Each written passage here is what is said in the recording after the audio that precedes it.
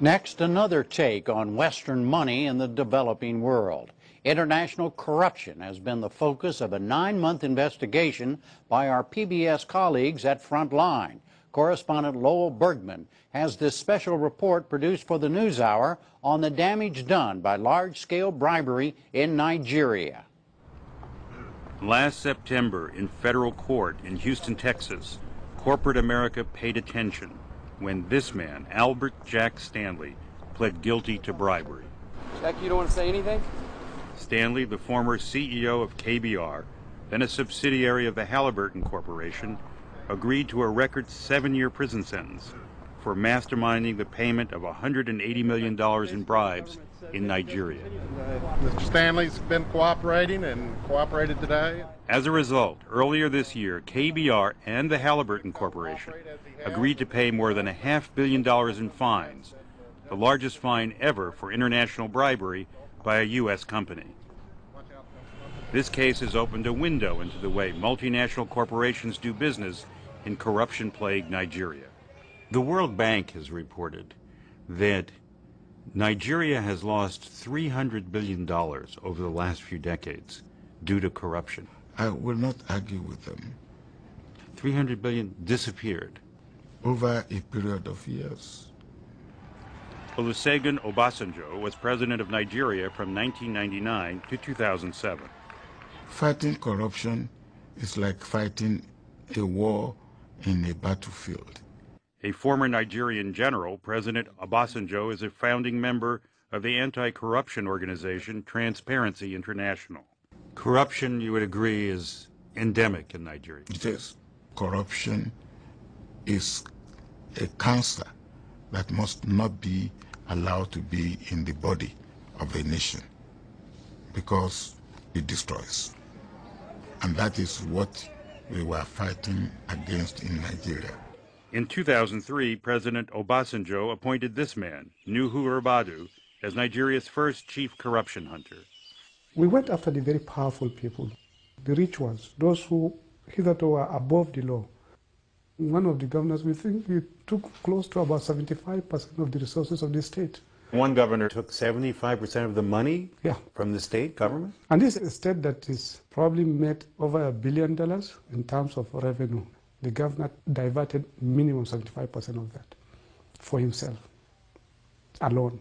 While the people are living on $2 a day. That's it. Corruption has taken over the engine of government in Nigeria. It's what runs everything. The cost of this corruption is most evident here in the Niger Delta, the center of Nigeria's oil industry. But all that oil wealth does not reach the people, who live in abject poverty, with the land and water devastated by spills, and the air poisoned by the constant burning of natural gas, called flaring. All this the consequence of out-of-control corruption. And before you took office, no company had been prosecuted in Nigeria for bribery. Never. And you come in and you make how many cases? Thousands. And then we got convictions, about 270-something. 270-something convictions. Yeah. World record, I believe, by any standard, yeah. Ribadu says he went out of his way to set an example. No one was immune. You investigated your boss? The Inspector General of Police, yes, I investigated him. I seized $150 million from him and sent him to prison. And governors of some of the wealthiest state governments? Several. Didn't they try to bribe you? Several times. Several. Indeed, at one point, there was a particular incident where I was given $15 million cash. You were given this money? Directly. Former governor of one of the Niger Delta states in Nigeria, he gave me cash, $15 million. In bags, 2 heavy big bags, and I use it as evidence against him. But Ribadu says when it came to the really big payoffs, involving major multinational companies with bribes going to the top leadership of the country, he often felt powerless. Most of these things happen outside Nigeria. The documents are not in Nigeria. The money is not in Nigeria. The entire transactions do take place outside. That is the difficulty I faced. The big chief executives, they are not in Nigeria. The only time they go to Nigeria is to go and give somebody money. which is exactly what the U.S. Justice Department found when they began to investigate the Halliburton KBR case as part of a crackdown on international bribery. The bribery scheme began more than a decade ago, when KBR led a consortium of companies competing for the contract to build this massive $6 billion liquefied natural gas plant in the Niger Delta. The KBR consortium, led by Jack Stanley, would pay $180 million in bribes to a succession of Nigeria's leaders to secure that contract.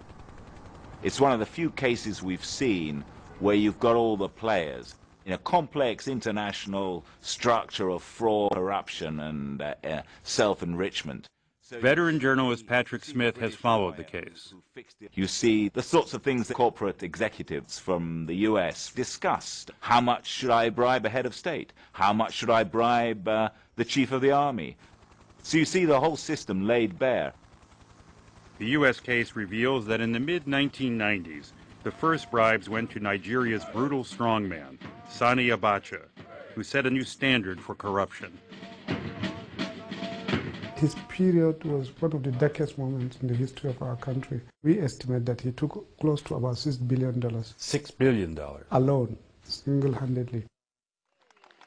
The bribes fueled Abacha's excessive lifestyle, and his unusual death would become a metaphor for greed.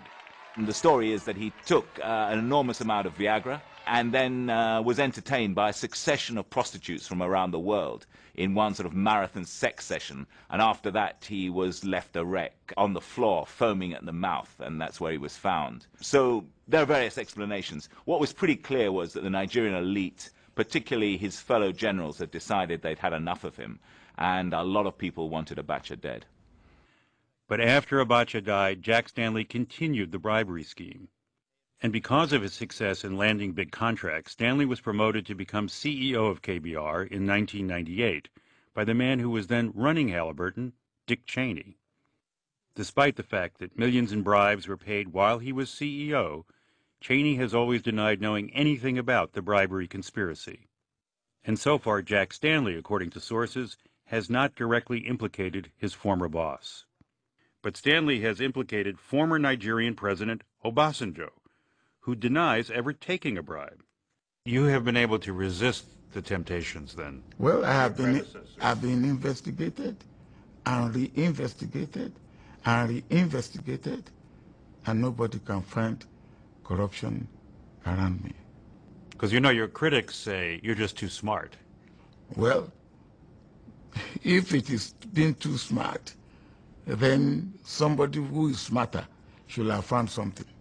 In the interviews we've done and in the public documents that are now in file in the United States, it does indicate that there were meetings that took place while you were president. No, I won't say that meetings were not taking place, but I've just told you that there were ministers in my own government that participated in corruption.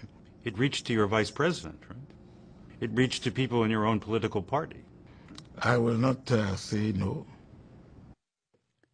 In fact, sources in the U.S. government say that Jack Stanley has revealed that he met face-to-face with then-President Obasanjo in 2001 about continuing the KBR bribery scheme. Nuhu Rabadu says that while he was unable to find any evidence implicating Obasanjo, he believes the Justice Department knows if the former president is in fact corrupt. And they know exactly what happened. Hopefully something will come out. I think it's only right and fair. Let the world know exactly what really happened and who are involved. The real tragedy, Rabadu says, is that $180 million in bribes could have saved lives in Nigeria. $180 million could build 100 hospitals. This $180 million could build 100 schools. Probably will provide thousands of kilometers of roads by African standard. Today, Rabadu is no longer hunting corruption in Nigeria. Soon after President Obasanjo left office, Rabadu himself was removed and became one of the hunted. He was chased down and shot at, but his bulletproof car saved his life. I survived it. They wanted to kill me. If you fight corruption, it fights back. And I fought corruption in Nigeria, but I'm lucky, I'm out. They missed you. Yeah. Very lucky. for now. He now lives in exile in the United Kingdom. As for KBR's Jack Stanley, he admitted to not only arranging the bribes, but also diverting millions from the bribe money into his own personal Swiss bank account. Stanley's testimony in this case has already resulted in additional indictments, and more are expected.